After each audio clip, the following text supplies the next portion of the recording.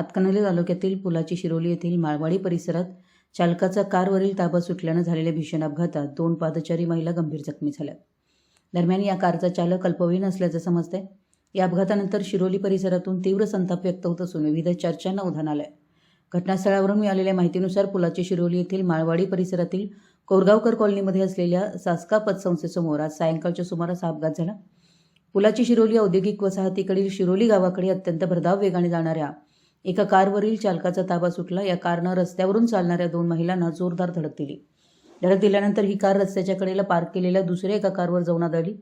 या दोन्ही कारच्या दरम्यान दोन्ही महिला सापडल्यानं त्या गंभीररित्या जखमी झाल्यात. अश्विनी गोपाळ परब वय 50 आणि उल्का काकासू माळकर वय 43 दोन्ही राहणार पुलाची शिरोली अशी जखमी झालेल्या महिलांची नावं आहेत. त्यांना तात्काळ उपचारासाठी रुग्णालयात दाखल करण्यात आले. या अपघातात दोन्ही कारचं मोठं नुकसान झालंय.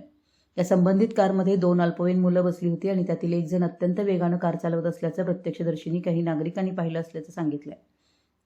दरम्यान पुलाची शिरोली परिसरात गेल्या काही दिवसात वाढती गुन्हेगारी आणि टवाळखोरी चिंतेचा विषय बनली आहे.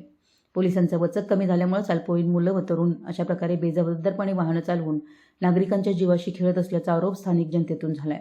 या पार्श्वभूमीवर परिसरात कायदा व सुव्यवस्था राखण्यासाठी पोलीस प्रशासनानं गावातून दिवसातून किमान 4 वेळा तरी पेट्रोलिंग केलं पाहिजे अशी मागणी नागरिकांमधून जोर धरते आहे. या गंभीर अपघातानंतर आता पोलीस प्रशासनाकडून संबंधित दोषींवर काय कारवाई केली जाते याकडे संपूर्ण गावाचे लक्ष लागून राहिले आहे. मराठी एस न्यूजसाठी शिरोलीहून कुबेर हंकारे.